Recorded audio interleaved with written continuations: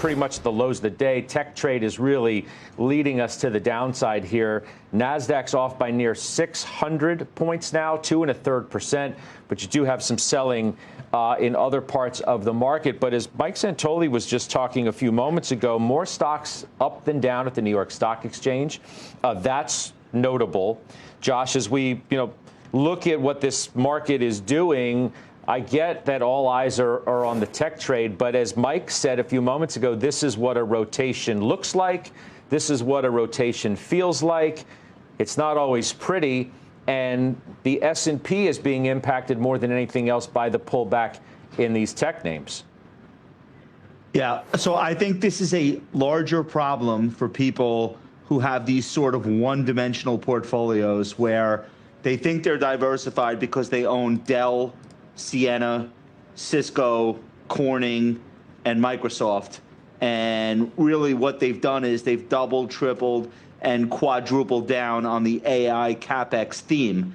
And then they say, well, wait a minute, one's a computer company, one's communications, one's a utility, blah, blah. No, it's a one-dimensional theme that you've been invested in.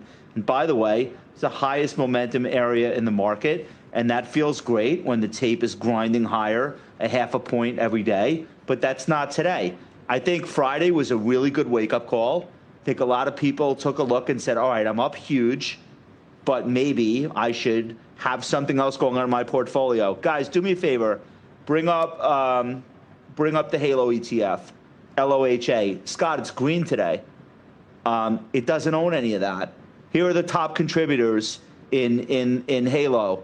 Ralph Lauren, Home Depot, Clorox, Masco, Lowe's, Colgate. These are all up.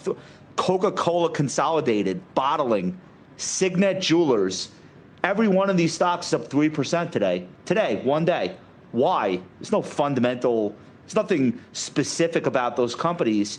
It's just recognition, what Santoli was saying just now, the torque of these rotations. Well, if you start out from a position of diversification and you don't have an entire portfolio betting on AI CapEx becoming more and more ludicrous into the future, today's not that bad of a day. But you are being sort of tricked by what the S&P and the NASDAQ are doing and thinking that's representative of a stock portfolio. And it's not necessarily for most investors. Joe, this is what, I don't know if you use the word violent or not, but I mean, this is what a rotation was going to look like. It wasn't going to be, this little, let's drain some of the gains that we've had in tech and we'll just put it in other areas of the market. I mean, tech's getting ripped up pretty good. Momentum's been downgraded at Barclays to neutral. That plays obviously right into your wheelhouse.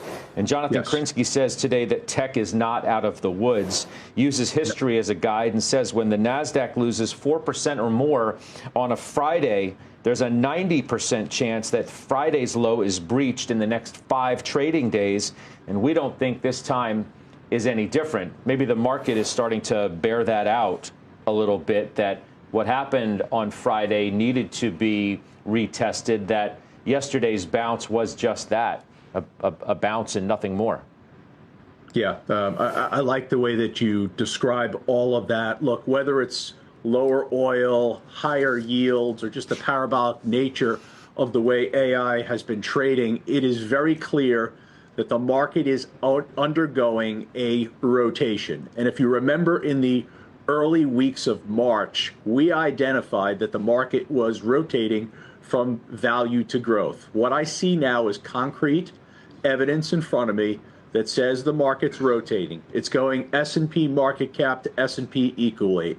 It's going growth to value. It's going momentum to quality. And to Josh's point, it's going intangible assets to tangible assets. Now, because of the very nature, Scott, of the S&P 500's weighting, you're not going to be able to avoid a lot of red on the tape. Let me give you a statistic for today. 20% of the S&P market cap today is 6 individual stocks. I'm going to give you Apple and NVIDIA included there, but we're not going to go Mag 7. We're going to go AMD. We're going to go Broadcom. We're going to go Intel. We're going to go Micron. Remember, Micron, Broadcom, these are trillion-dollar companies now. Every one of those 6 names is down greater than 3% today.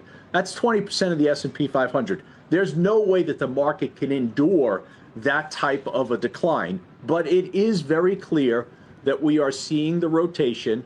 We're seeing laggards going to leaders. If I take the top 50 in the S&P 500 based on year-to-date performance, currently I have 82% of those 50 names that are lower. Now, if I look conversely at the bottom 50 based on year-to-date performance, guess what? 65% of those names are higher. So that's exactly what Josh has pointed out so far. And this is a very clear rotation that I don't think is a one-day event. I think this is what you're going to see through the summer.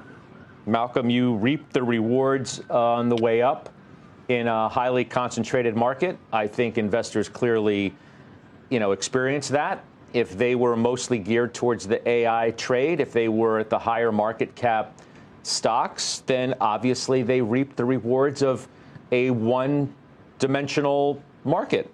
Today, though, you feel the pain on the other side of that.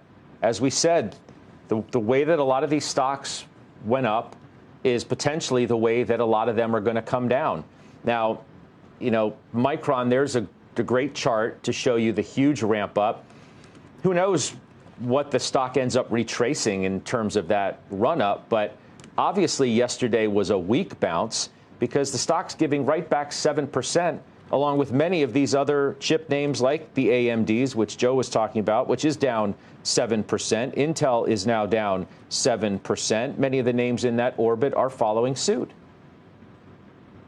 And I think it's safe to say that a lot of the bets that were being placed in the last few weeks have been somewhat speculative. Even if there is some there in names like Intel and Micron and others, I think that Josh and Joe made a point that I hope they're both right about, in the sense that folks are finally waking up and being willing to take some profits here and redeploy those dollars into other sectors and other cap weightings that might have been unloved up to this point. I'm not completely sure that it's that straightforward. I think we might actually be seeing people trying to line themselves up to get ready for the IPO. But I do think that maybe it's possible that folks are heeding what I've been saying for a few weeks now, that in some of these more speculative names, especially, and Micron, I'll pick on them since you brought them up, that has doubled their market cap within about 2 months, it's time to be realistic and say this whole thing can't go on forever. We've been unwilling to acknowledge that this does look a lot like the late 90s. We've been trying to bend over backwards and find ways to say, no, maybe we're more like 96, 97. I strongly disagree. We're talking about last year in 2025, just to give you an example, IPOs raised about $43 billion in combined capital. In 2026, we're talking about 3 names raising somewhere around $200 billion. Where does that capital come from if it doesn't sell out of a lot of these more speculative names, including Bitcoin? And I think that's probably got to be infused somewhere, even if there is a rotation going out of the AI trade and more to more quality names or more calm names that have been unloved through this year. Maybe so, Jim, that some of what you're seeing is undoubtedly due to positioning around the SpaceX IPO, just prepping portfolios to be able to buy that name on Friday when it opens for trading. And maybe the retail cohort has been leading a lot of that, both on the way up and then on the way down. I feel like we need to address Apple because it's a significant mover. You own the stock. You were with us yesterday. It's moved sharply lower now. They unveil this, Siri AI, they got the app, and there was a lot of enthusiasm, I think, in the lead up yesterday. But it sounds like, or at least it looks like, the market is going to ask some serious questions about what this really means for their AI future, whether they proved anything yesterday or it all remains to be seen. Well, it probably does remain to be seen, Scott. I think they have defined what their strategy is, which is to not do a lot of CapEx, to partner with Gemini, with Google, Alphabet, to use their technology. And that's a defined strategy. It has some advantages to it in terms of cost.